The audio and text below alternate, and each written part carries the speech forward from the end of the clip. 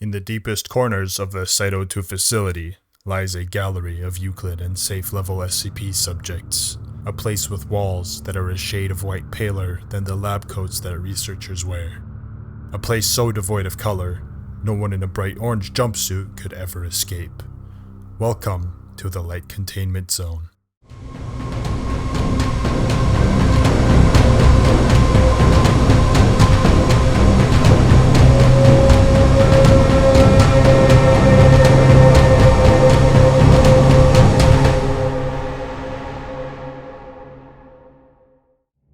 Light Containment Zone is one of the many secure containment areas found in most SCP facilities across most SCP media, and has been an iconic location in the community since the release of SCP Containment Breach, a defining indie game for the community surrounding it.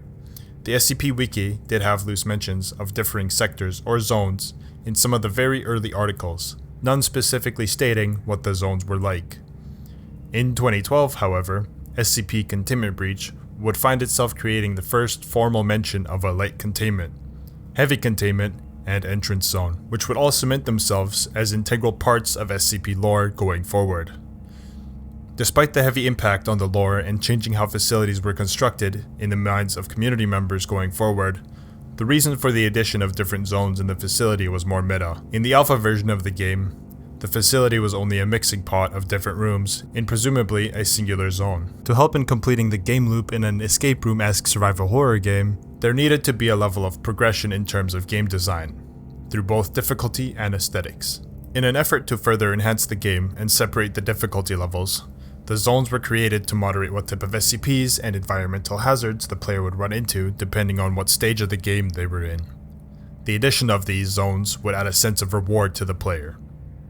For each zone they passed, they got closer to escaping the maze-like facility.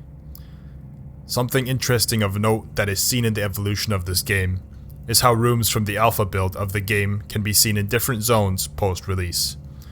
For example, this gassed room that is now in heavy containment, or this office that's found exclusively in the entrance zone.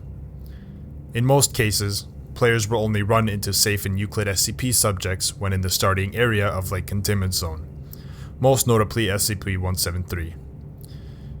A few outliers do appear, however, like the Keter-class SCP-939 subjects located in the storage sublevel that is accessible through an elevator, which in most cases is optional to go through.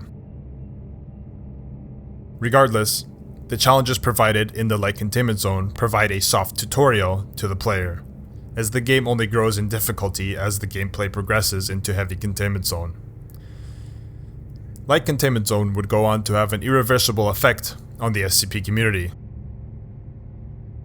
drastically altering the imagination of how these facilities might look, creating a median for fans a part of the wiki. Aesthetically, the zones looked cold and dreary, with white walls stained with mold and rust. Pipes are few and far between, as the industrial nature of heavy containment does not carry here. Instead, the angular walls and sleek metal trimmings create a calculated design to that of a lab, a place of research, liminal in nature. The white tile floors of the room imply an organized and clean facility, prior to becoming blood-stained after the breach of containment. With the SCPs out of their chambers, roaming free, and killing anything in their sight, the Light Containment Zone is now a desolate maze, with the droning sounds of the facility settling, or shaking.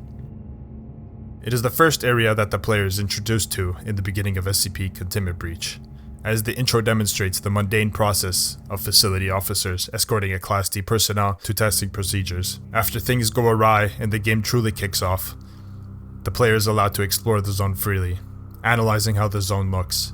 By modern standards, the zone, as with the rest of the game, looks dated. But that does not mean its unique and scary visuals are felt any differently. Between the small storage closets and SCP containment rooms, the zone is a creepy experience that perfectly conveys the uncomfortable liminality of the SCP world and its anomalous subsidiaries. As said time and time again, the impact of this game would leave major marks on the community, spiraling into the creation of the subject of today's video, SCP Secret Legumatory. So, how did SCP Secret Lab carry over the iconic zone from SCP Containment Breach? In the earliest accessible versions of the game, under the pre-release phase, Light Containment Zone had a very unique look to it. Despite using the same assets, textures, and room types, the zone had been drastically simplified. The Class D cells only had one side with doors, and the 4-way intersections were incredibly open. The 3-way intersection also received odd changes, such as the ceiling being lowered by a large margin, and glass on the wall protecting various pipes. Simply put, the zone was nearly identical to its containment breach counterpart, in contrast to the Heavy Containment Zone, which had quite a few reworks in the pre-launch versions of the game. Light Containment stayed relatively the same to the depiction seen in Containment Breach, as many areas of the game were reused assets from SCP Containment Breach, transferred into the game engine Unity. The same dreary pale walls and metal trimmings that fans of this series became familiar with now entrap them again, but this time with friends and foes controlled by actual people. It worked in the favor of the game, however, as it retained its horrific atmosphere and utilized the maze of halls perfectly. It was a terrifying experience to see an SCP wrap around the corner and be chased throughout the zone, only to end up painting the white walls a deep red in the end. Very small changes had progressed during this portion of the game, with minor adjustments to the overall layouts of the rooms, such as SCP-895's stairwell being added to SCP-173's chamber, which was a deliberate choice to attempt stalling SCP-173 from sweeping Light Containment Zone immediately upon spawning. Other dynamic room types, such as Light Containment Tesla gates, were removed as well. However, with the studio that owned the game, Northwood, having an ever-growing desire to separate themselves from SCP Containment Breach and create something unique, work began on a soft rework of the Light Containment Zone. In the early months of 2018, and before the addition of functional ragdolls, Light Containment Zone's rework would begin development, with SCP-SL Update version 4.0 releasing and showing off an early version of what was to come, giving a sneak peek into the aesthetics of the new rework at hand. The angled walls were retained, but completely overhauled with more in-depth geometry, better textures, and a streak of yellow paint across the wall. The atmosphere of the room was completely altered, leaving behind the cold dreariness for a much brighter and futuristic look that would become iconic in the later years of the game. Fans of the game praised the rework, with only a few outliers being against the changes. But not much else was said, as most people were preoccupied complaining about the female nuke announcer voice line that was added around 4 updates prior. The flashy yellow room in Light Containment would continue to stick out like a sore thumb for about 2 months, with no changes preceding the release of 6.0, a major update to the game. Version 6.0 released on the 27th of May, 2018. This update introduced huge changes to the game, modernizing it with the introduction of the Facility Guard rule, removal and replacement of the sci-fi weaponry, and most notably, for the subject of today's video, the Light Containment rework. In stark contrast to the more recent rework of Heavy Containment in version 4.0, Light Containment's rework was less of an overhaul, and more so a direct remaster of the previous assets, with gameplay staying relatively identical coming from 5.1, mostly serving aesthetic changes. 6.0 shows the removal of the yellow color scheme previously observed. The reason for this being a comment in the 4.0 Steam post regarding the yellow paint that claimed it looked similar to SCP Unity's Light Containment Zone. According to Hubert Mozka, Northwood's CEO, this comment caused a butterfly effect, which resulted in the paint being grayed out for release as to avoid seeming like they were copying the, at the time, popular development of SCP Unity, a game that would be sadly cancelled in the future. Along with the new overhauls done to the aesthetic of the zone, other neat additions could be seen, such as the new dynamic text above the doors that communicated to the player what room was ahead. This addition was small, but helped alleviate the door-to-door gameplay, making the zone feel less maze-like overall. The community response to Update 6.0 was mostly positive towards the reworked zone, with the main issue being many instances of crashing and invisible items, and while many missed the old look of Light Containment, the community seemed more than happy with the new changes. The update was quickly polished in version 6.2, with most bugs ironed out and fixed, as well as some very useful updates to optimizations that doubled some people's frame counts. Light Containment Zone would receive few changes going forward, with only 2 rooms having major changes. In Update 9.0, commonly known as Mega Patch 2, the plant room had one side closed off to incorporate the addition of SCP pedestals and other lockers, replacing it with a small closet where these new loot spawns could be found.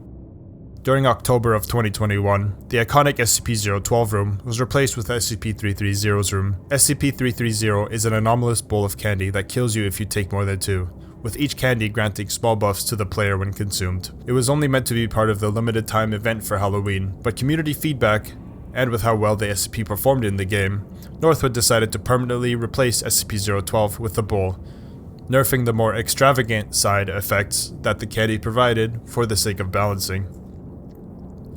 Since then, however, nothing major has changed. Ever since 2019, Light Containment Zone has stayed relatively the same, with the only notable changes being incredibly small changes done in 13.0 and 14.0, which added new light fixtures for Unity 2021's lighting overhaul, and opened some of the stalls in the washroom. It is not to say that the original design is without merit. The facility had produced a workable system that has functioned reliably over the years.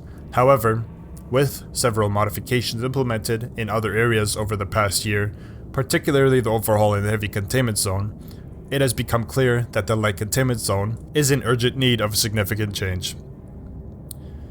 Heavy Containment recently received its most extensive update to date, with almost all original doors removed, only retaining them for specialized areas such as the Armory and SCP-939 containment. This update dramatically altered gameplay, but its effects were isolated to that zone. For instance, in the entrance zone in LCZ, the abundance of doors now allows players to potentially evade any SCP except SCP-106 by simply closing doors on them. Conversely, the removal of nearly all doors in Heavy Containment created imbalances. SCP-106, previously too slow, was given a brief speed boost for 5 seconds upon exiting its docking ability to remain competitive. However, this adjustment now inadvertently disadvantages players in other zones, as they have little time to reach a door or outpace SCP-106. The current configuration of LCZ, with its numerous doors, provides a challenge for SCPs and delays D-Class personnel and scientists from rapidly reaching checkpoints or accessing SCP-914 and SCP-330. Removing these doors would render LCZ too accessible, particularly facilitating immediate access to SCP-914. Enlarging LCZ might offer an alternative, but this introduces the issue of creating an overly sparse environment. Currently, LCZ offers little beyond 2 stationary SCP advantages, SCP-914 and SCP-330, which suggests that simply expanding the area would unnecessarily prolong time spent in LCZ without adding value. The over-reliance on SCP-914 in LCZ is problematic, as it becomes the primary reasons most players venture to Light Containment Zone beyond the first 5 minutes of a round. This dependency detracts from other potential uses of LCZ. Moreover, SCP-914 functions as a death tunnel, with only a single entrance, prompting SCPs to swarm it each round. This forces players, who begin with limited resources, to remain in spectator mode, until MTF or Chaos spawns. Although one might argue that this is a balancing mechanism for the overuse and power of SCP-914, the reality is that SCP players do not stay indefinitely, leading to a constant fallback into SCP-914 once the SCPs depart.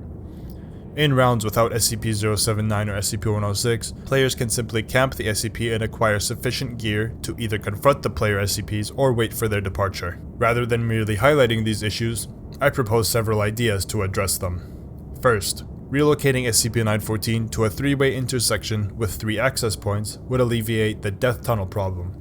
This change would minimally affect map generation by converting one of the existing 3-way rune types into a new SCP-914 layout. A similar approach has been successfully implemented with the new SCP-127 containment in Heavy Containment Zone, where one of the 3-way intersections was adapted without disrupting overall map generation.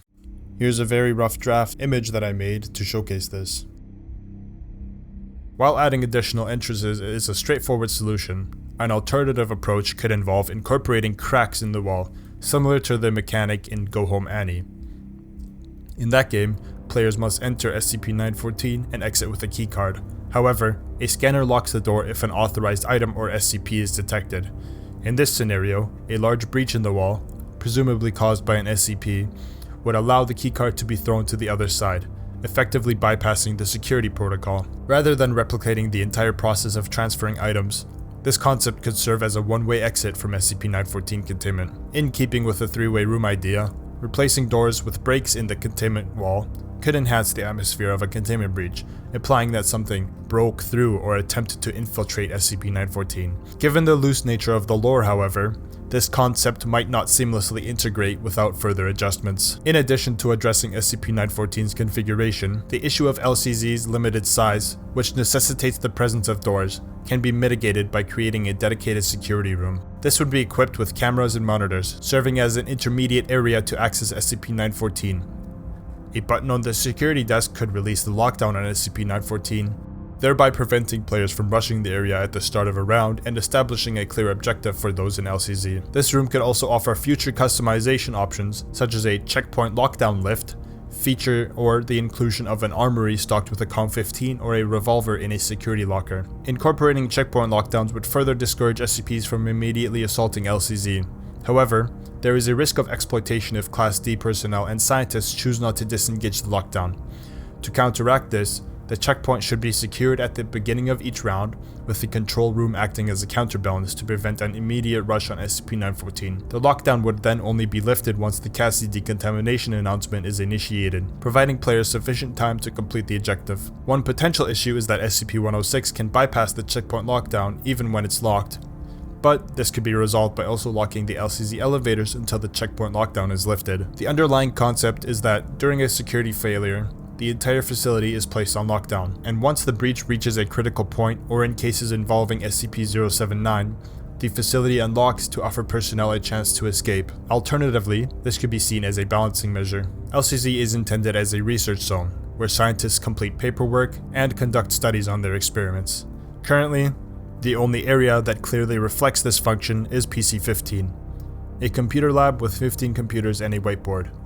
This raises the question, where is the equipment for conducting scientific research? Aside from SCP-939's containment, and the laboratory in Micro-HID room, where small-scale testing and examination of 939 samples or the remains of D-Class personnel are performed, there is little evidence of comprehensive lab facilities. It is unlikely that researchers are simply waiting for SCP-173 to produce its waste. Instead, a fully equipped, sterile research laboratory is necessary. Introducing a research lab within LCZ would further reinforce its identity as a research zone. One implementation could involve a four-way room containing various lab setups, reminiscent of the SCP-939 containment area, with different lab facilities in each quadrant. Additionally, a hidden button under a desk giving you access to a secret laboratory. Another major issue is the current abundance of doors. A straightforward solution would be to adopt the aesthetic introduced in Heavy Containment's Update 14.0 and copy it into Light Containment Zone, with features including wide open spaces populated with assorted lab equipment, CO2 tanks, surgical trays, and boxes. This fresh look would breathe new life into LCZ, eliminating the monotonous design of identical hallway rooms. New room types, such as Y-shaped intersections leading to separate areas that later rejoin, could be introduced. Elevation changes, for example, incorporating a second floor in the laboratory area idea I had, with dual entrances, would further enhance gameplay balance. Finally, aside from room additions and upgrades to SCP containment, there has been little discussion on revitalizing LCZ beyond the heavy reliance on SCP-914. A viable possibility is to introduce an additional objective within LCZ, by modifying the recipes in 914, reducing its role in triggering facility detonation, and instead creating a high-level head researcher office accessible only with high-level keycards. While removing the card from SCP-079's containment, a new goal emerges: obtaining a keycard that grants access to warhead controls in the surface zone. This concept aligns with upcoming keycard reworks that promise several new card types. Now that you know more about how Light Containment came to be, and what it might be, you are one step closer to uncovering the mystery that is the SCP Foundation. Should I make a History of Heavy Containment video?